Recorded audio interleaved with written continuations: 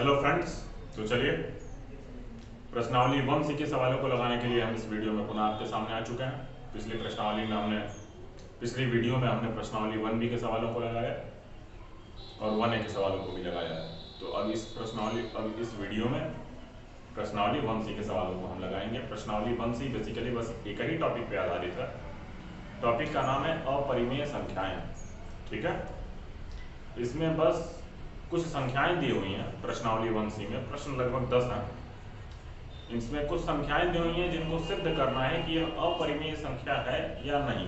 ठीक है, तो उसी में पहला जो प्रश्न है वो पहला प्रश्न है आपका कि सिद्ध कीजिए कि 3√3 एक परिमेय संख्या है या नहीं। तो चलिए अब पहला प्रश्न हम लगाते हैं और आप लोग बस ध्यान से देखिएगा कि इस तरीके के प्रश्नों को कैसे सिद्ध करना है। ठीक है, तो पहले जो संख्या दी हुई है वो क्या है, वह है 3√3। तो अब इसको अपरिमेय संख्या सिद्ध करने के लिए हम पहले यह मान लेते हैं कि यह एक परिमेय संख्या है। अगर यह परिमेय संख्या के रूल को फॉलो नहीं करेगी तब यह सिद्ध हो जाएगा कि यह अपरिमेय संख्या है। ठीक है, तो चलिए हम मान लेते हैं कि 3√3 एक अपरिमेय संख्या है। तो हमें पता है कि कोई भी अपरिमेय संख्या a/b के रूप में होती है। ठीक है, तो a/b के बराबर होगा। अब उसके बाद हम √3 बराबर a/3b लिख सकते हैं। ठीक है, अब अगली लाइन में क्या है, अब यहाँ पे हम ये देख रहे हैं कि a और b ये दोनों क्या होते हैं किसी भी परिमेय संख्या में। अगर कोई परिमेय संख्या p/q के रूप की होती है तो p/q में सबसे पहला रूल ये होता है p/q में कि q is not equal to 0 और ये दोनों संख्याएं पूर्ण संख्या हों। ठीक है, साथ में एक और रूल होता है जो बहुत ही महत्वपूर्ण है कि ये दोनों संख्याएं सह अभाज्य हों। मतलब इन दोनों संख्याओं का कोई भी फैक्टर एक के अलावा न हो।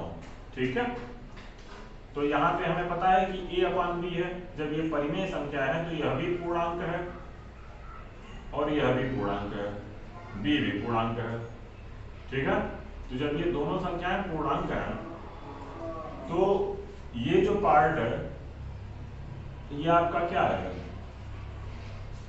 ये a/3 भी जो है यह आपका परिमेय संख्या देगा, परिमेय संख्या देगा ना। लेकिन a/3 भी जो है यह पूरा का पूरा हमें परिमेय संख्या देगा, परिमेय संख्या मिलेगा। लेकिन हमें ये पता है कि √3 क्या होती है, यह एक अपरिमेय संख्या है। यह तो हमें पता है ना पहले से। हमें तो ये सिद्ध करना है कि यह पूरा का पूरा अपरिमेय संख्या है।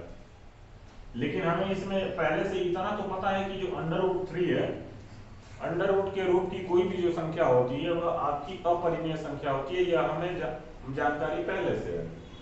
तो यहाँ से ये जो हमने माना है कि ये 3√3 एक परिमेय संख्या आ रही है, इसका जो ये रूल है ये फॉलो नहीं हो रहा है। क्यों? क्योंकि ये जो √3 है ये तो एक अपरिमेय संख्या बन रही है, जबकि हमारे इस रूल के हिसाब से यह एक परिमेय संख्या होनी चाहिए। तो हमने जो माना है उसमें विरोधाभास है। विरोधाभास का मतलब कि हमने जो माना है वह गलत मान लिया है। तो यदि हमने 3√3 को a/b यानी परिमेय संख्या माना है तो हमें कहना पड़ेगा कि हमने जो माना है वह गलत है और 3√3 जो है वह एक अपरिमेय संख्या है। ठीक है, जब हम माने हैं जब वह सही नहीं हुआ तो उसके विपरीत वाला ही सही होगा। तो परिमेय संख्या का जो विपरीत है वह है अपरिमेय संख्या। ठीक है, तो इसी तरीके से सभी प्रश्नों को सिद्ध करना है। एक बार और मैं बता दे रहा हूं कि क्या करना है। मैं जितना मुंह से बोल रहा हूं उसको ध्यान से सुनो और ध्यान से देखो। ठीक है, बाकी जो मुंह से सुनाई देगा वो सब के सब तुम लोग सारी चीजें अपने कॉपी में लिख लेना। इस तरीके के प्रश्नों को सॉल्व करने के लिए सबसे पहले हम इसको मान लेते हैं कि यह एक परिमेय संख्या है। हमें सिद्ध करना है कि यह एक अपरिमेय संख्या है। तो मान लिया कि यह एक परिमेय संख्या है। परिमेय संख्या का रूल क्या है यह हमें पता है कि वह p/q के रूप की होगी, जहां पे q की वैल्यू शून्य नहीं होगी और p और q के जो सह अभाज्य गुणनखंड होंगे यानी केवल और केवल एक फैक्टर होगा दोनों का, जो होगा 1। तो अब इसको हमने a अपान बी माना, तो यहाँ से √3 की वैल्यू जो आई वो a अपान 3b आई। तो a भी पूर्णांक है, b भी पूर्णांक है और 3 भी पूर्णांक है। तो यह पूर्णांक है तो सीधी सी बात है कि यह a अपान 3b जो है वह हमें परिमेय संख्या देगी। लेकिन हमें यह पता है कि √3 एक परिमेय संख्या नहीं है, यह तो एक अपरिमेय संख्या है। तो हमने माना था कि यह एक परिमेय संख्या है, उस हिसाब से √3 हमारे मानने के हिसाब से परिमेय संख्या आ रही है, जो कि बिल्कुल ही गलत है। तो इसका सीधा सा मतलब ये हुआ कि हमने जो मान रखा था कि यह परिमेय संख्या है, यह सही नहीं माना था। तो हम यह कह सकते हैं कि 3√3 परिमेय संख्या ना होके अपरिमेय संख्या है। ठीक है, अब अगले प्रश्न पे चलते हैं। दूसरा प्रश्न क्या कह रहा है, इसी तरीके से इन सभी प्रश्नों को सिद्ध करना है। ठीक है, अब मैं जितना बोल रहा हूँ वो सब तुम लोग कॉपी में लिख लेना, मैं यहाँ पे लिख करके टाइम ज्यादा वेस्ट नहीं करूंगा। ठीक है, मैं कॉन्सेप्ट समझा रहा हूँ तुम लोगों को। दूसरा क्या है, दूसरा बोल रहा है कि सिद्ध कीजिए कि √5 एक अपरिमेय संख्या है। सिद्ध कीजिए कि √5 जो है वह एक अपरिमेय संख्या है। तो सबसे पहले वही नियम इसमें भी लागू करेंगे। मान लेते हैं कि यह एक परिमेय संख्या है। ठीक है, यानी √5 into B is equal to 8। इसका मल्टीप्लाई किया, क्रॉस मल्टीप्लाई, यानी दोनों वर्गों का, दोनों पक्षों का वर्ग करने पर square both side, square both side, तो ये हो जाएगा 5b square upon is equal to a square. अब इसका सीधा सा मतलब ये हुआ कि b square is equal to a square upon 5। इसका मतलब ये हुआ। अब देखो, कोई भी संख्या का अगर स्क्वायर है, a स्क्वायर, यदि किसी संख्या का स्क्वायर किसी नंबर से विभाजित हो रहा है तो वह संख्या भी जिस संख्या का वो स्क्वायर बन रहा होगा, मतलब अगर a स्क्वायर तुम्हारा डिवाइड बाई 5 हो रहा है तो a स्क्वायर यानी जो a है वह भी डिवाइड बाई, यह भी डिवाइड बाई 5 होगा। ठीक है, ये नियम है। नियम इन द सेंस, मान लो कोई संख्या 4 है, वो 2 से डिवाइड हो रही है, तो 4 जिसका स्क्वायर होगा यानी 2 भी 2 से डिवाइड होगा। अगर 36 है, 36 अगर कितने से हो रहा है, अगर 3 से हो रहा है तो 36 किसका स्क्वायर है, 6 का है, तो यह भी 3 से होगा। ठीक है, समझ में आ रही बात। तो ये जो है ये इसका एक गुणनखंड बनेगा। ठीक है, तो अब चलो, इसका सीधा सा मतलब ये हुआ कि यहाँ पे a का एक गुणनखंड मौजूद है जो 5 से विभक्त हो जाएगा, यानी 5 एक a का गुणनखंड होगा यहाँ पे। तो यहाँ पे हम लिख सकते हैं कि a का एक गुणनखंड, a का एक गुणनखंड, a का एक गुणनखंड 5 है। गुणनखंड क्या है, 5 है। ठीक है, अब दूसरा क्या है, अब आगे क्या करना है।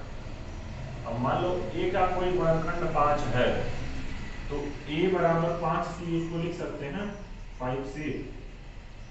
5 का a का कोई गुणनखंड है, a का एक गुणनखंड 5 है, तो अब 5 का मल्टीपल बनेगा जो a होगा, तो a बराबर 5c लिख सकते हैं। तो यदि a बराबर हम 5c लिखेंगे तो अब यहाँ से देखो, यहाँ से क्या होगा, यहाँ से 5b square is equal to 5c का होल स्क्वायर हो जाएगा, यानी 5b square is equal to 25c square, यानी 5b square is equal to c square हुआ।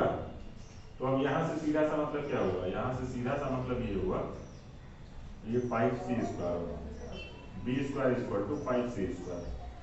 तो यहाँ से सीधा सा मतलब ये हुआ कि b के स्क्वायर को 5 से भाग देने पर c स्क्वायर आ रहा है, यानी b का भी एक गुणनखंड 5 है। b स्क्वायर अपान 5 हो रहा है तो b अपान 5 भी होगा, यानी b का भी एक गुणनखंड 5 होगा। ठीक है, b बराबर भी 5q हम लिख सकते हैं।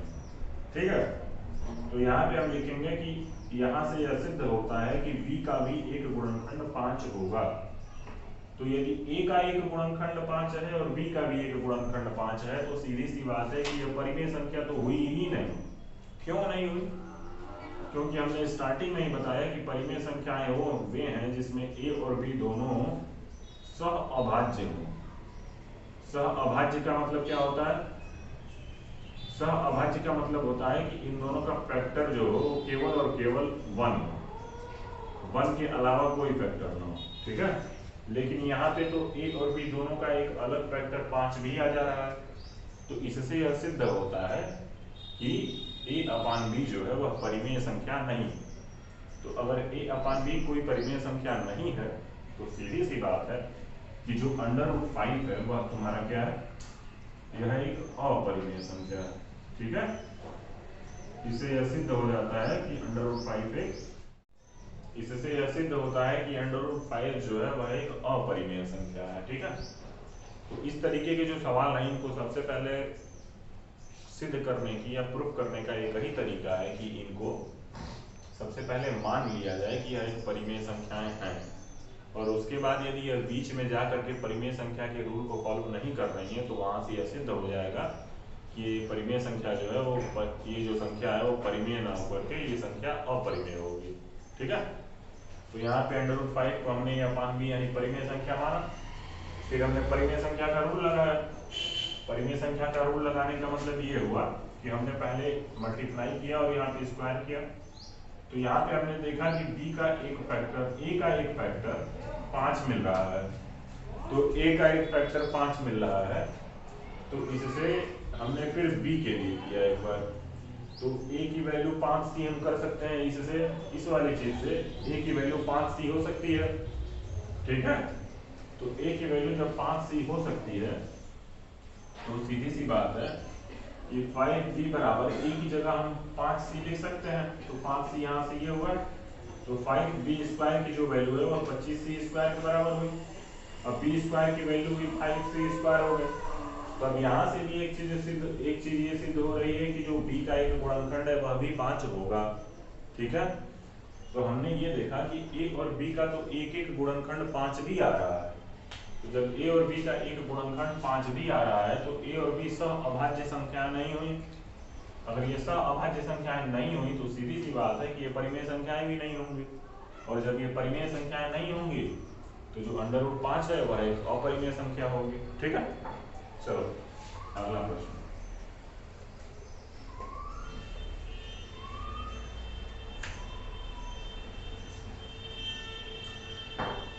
अगले प्रश्न में क्या रहा है कि सिद्ध कीजिए कि 3 + 2 √5। तीसरा प्रश्न क्या रहा है कि सिद्ध कीजिए कि 3 + 2 √5 जो है वह एक अपरिमेय संख्या है। तो इसमें भी वही करेंगे, इसमें ज़्यादा कुछ नहीं करेंगे। इसमें भी मान लेते हैं कि 3 + 2 √5 जो है वह एक परिमेय संख्या है, यानी a अपान b के रूप की होगी। दोनों पक्षों का स्क्वायर करने पर स्क्वायर बोथ साइड, यहाँ से आ जाएगा 3 + 2 अपान √5 का whole square is equal to a square upon b square. ठीक है, तो अब यहाँ से क्या हो गया 9 + 4 upon 5 plus 2 × 3 × 2 upon √5 is equal to a square upon b square is equal to 49 upon 5 plus 12 upon √5 is equal to a square upon b square. ठीक है, अब इसके बाद क्या होगा, इसके बाद इसको इस साइड लाएंगे और देखो उसके बाद क्या करेंगे। 12 upon √5 is equal to a square upon b square minus 49 upon 5। ठीक है, अब इसके बाद क्या करेंगे, केवल हमें √5 एक जगह लेकर के आना है।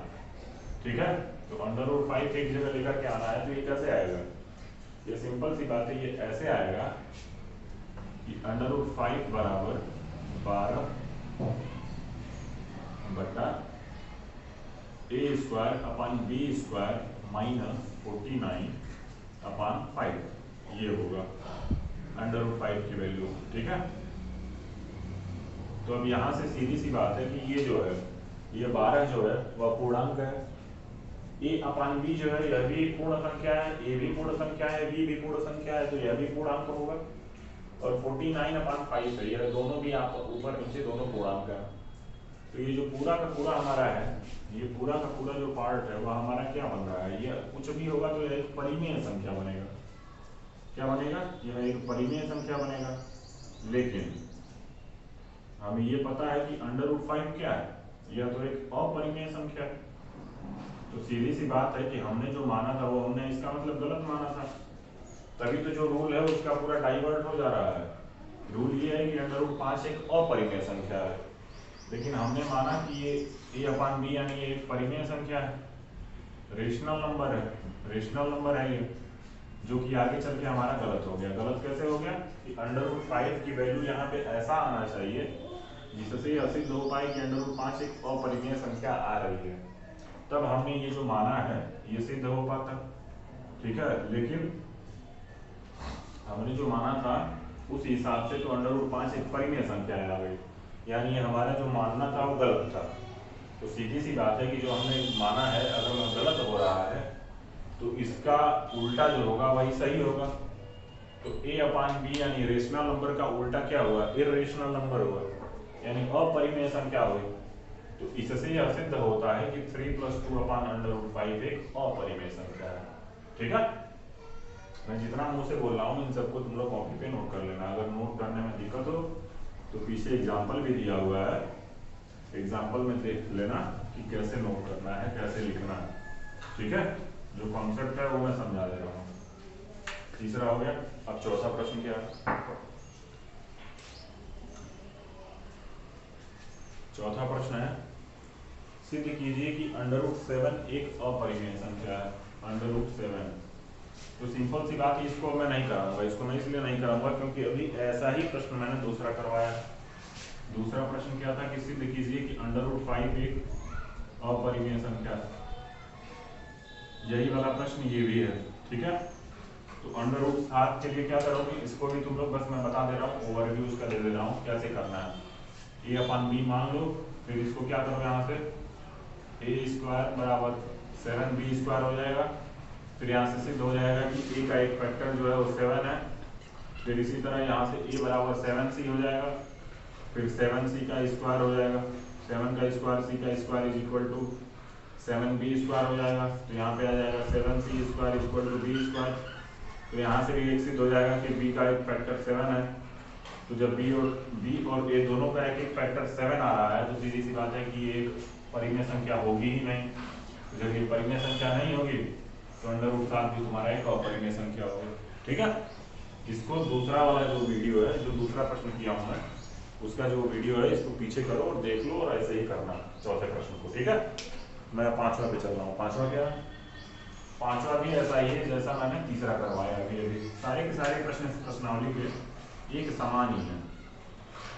ठीक है, देखता हूँ मैं पूरा कराना है कि नहीं, वरना मैं छोड़ दूंगा क्योंकि बाकी सब का सब एक ही है, एक ही तरीके से उसको तुम लोगों को करना है। पांचवा क्या है देख लो।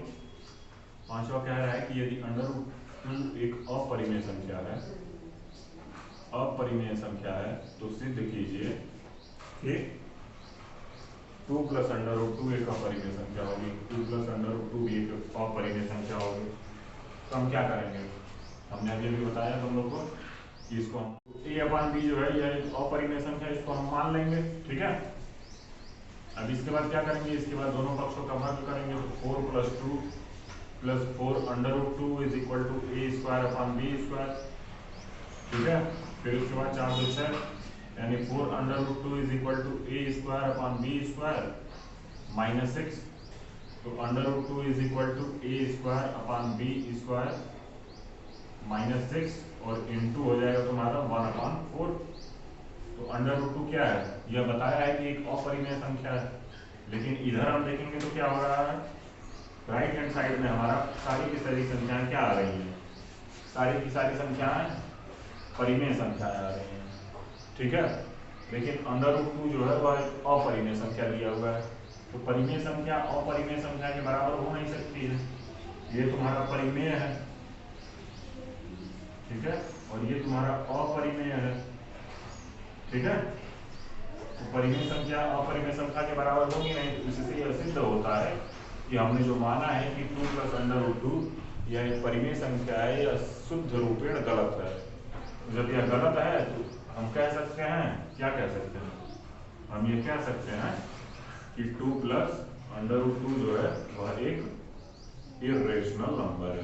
ठीक है, पांचवा सिद्ध हो गया कि 2 + √2 जो है वह एक इर्रेशनल नंबर है। ठीक, जो मैं मुंह से बोल रहा हूँ सबको तुम लोग लिख लेना।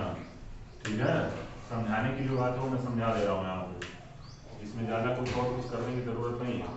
अब छठवां प्रश्न देखते हैं। छठवां कह रहा है कि सिद्ध कीजिए कि निम्नलिखित संख्याएं अपरिमेय हैं। छठवां का पहला, दूसरा और तीसरा 1/√2, 7/5, 7/5 और 6 + √2, ये तीन संख्याएं हैं। ठीक है, इन तीनों को सिद्ध करना है कि अपरिमेय है कि नहीं। तो इसमें से दो संख्या तो मैं नहीं कराऊंगा, ये नहीं कराऊंगा और ये नहीं कराऊंगा, क्योंकि ये दोनों मैंने अभी कराया है। ठीक है, ये वाला मैं एक बार और बता दे रहा हूँ। तो इसको हम मान लेते हैं दूसरा कि 7/5, इसको कैसे करना है, इसको मान लीजिए कि एक परिमेय संख्या है, तो √5 = a/7b। √5 क्या है, ये एक अपरिमेय संख्या है। ठीक है, ये एक अपरिमेय संख्या है। ठीक है, और a/b यानी ये पूरी की पूरी क्या है, ये परिमेय संख्या है। परिमेय संख्या क्यों है, क्योंकि a भी पूर्णांक है, b भी पूर्णांक है और 7 भी पूर्णांक है। पूर्णांक बटा पूर्णांक कभी भी परिमेय संख्या ही आएगा। ठीक है, तो सीधी सी बात है कि अपरिमेय संख्या परिमेय संख्या के बराबर नहीं हो सकती कभी। तो यहाँ से यह सिद्ध होता है कि हमने जो माना है कि 7/5 एक परिमेय संख्या, यह सरासर गलत है।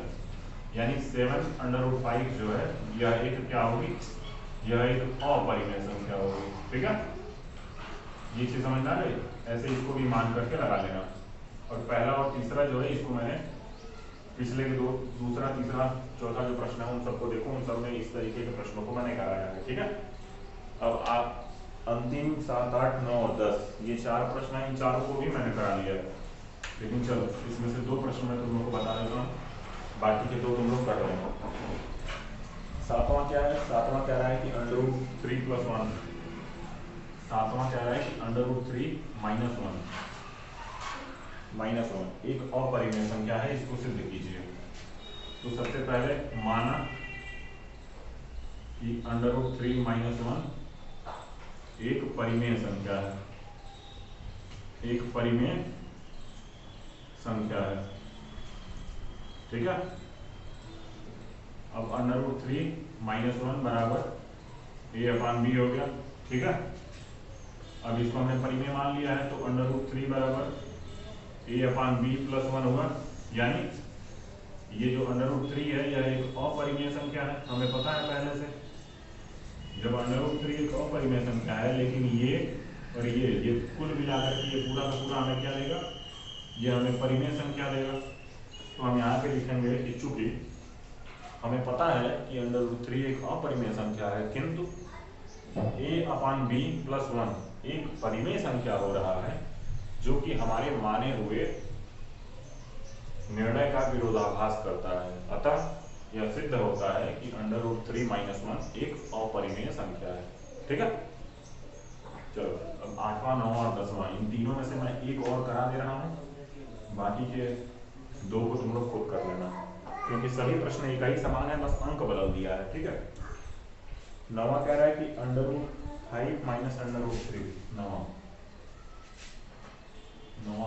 नवा नहीं 8वां कह रहा है ना, 8वां √5 - √3 इसको सिद्ध करना है कि यह एक अपरिमेय संख्या है। तो मान लेंगे कि यह एक परिमेय संख्या है, तो √5 - √3 बराबर a/b, दोनों पक्षों का स्क्वायर करने पर स्क्वायर बोथ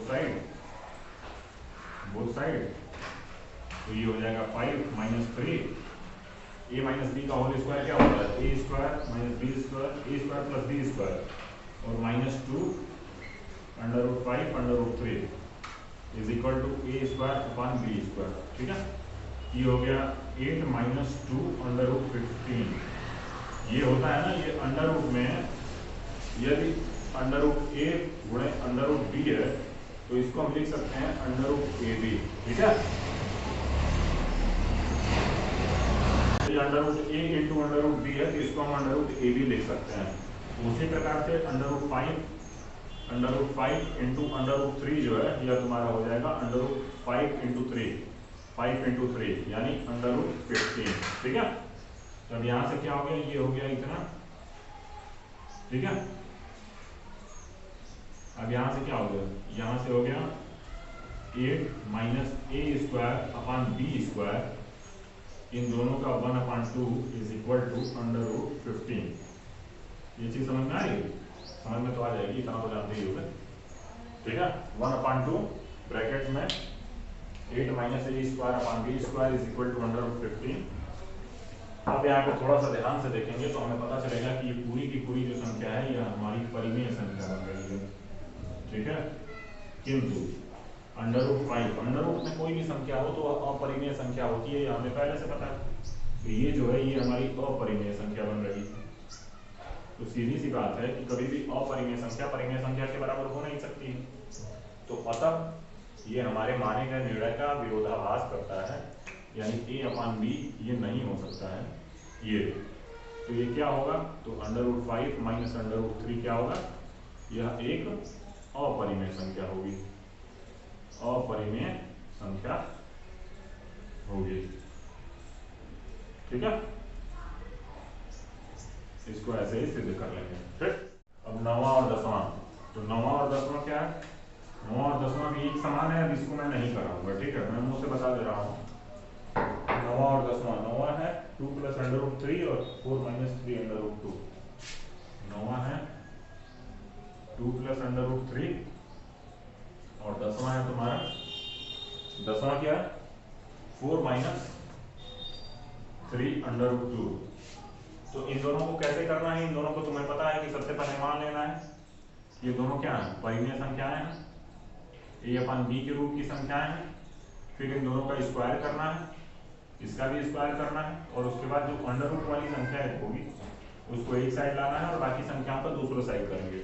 जो ही हम यह काम करेंगे तो हमें आंसर हमारा पता चल जाएगा। कैसे कि जो अंडर रूट वाली संख्या होगी वह हमारी संख्या अपरिमेय संख्या होगी, और जो दूसरी साइड होगी वह संख्या हमारी परिमेय संख्या बन रही होगी। तो इससे यह सिद्ध हो जाएगा कि हमने जो माना है वह गलत माना, यानी हमने इन दोनों संख्याओं को परिमेय संख्या माना है जो बिल्कुल ही गलत है।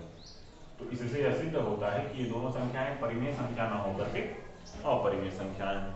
ठीक है, तो चलिए ये प्रश्नावली 1C के सभी सवाल थे, 10 सवाल जो आप लोग को करने चाहिए थे, लेकिन मैंने उन सभी को आपको बताया आसानी से। अगर इसमें 2-4 प्रश्नों को मैंने आप लोग को करने के लिए दिया है क्योंकि बहुत ही आसान प्रश्न है और उन सभी को कैसे करना है ये मैंने इसी वीडियो में बता रखा है।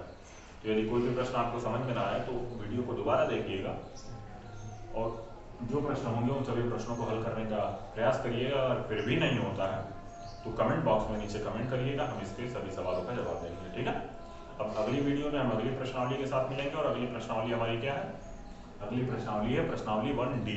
ठीक है, तो चलिए फिर अगली वीडियो में मिलते हैं। चलिए, तब थैंक यू।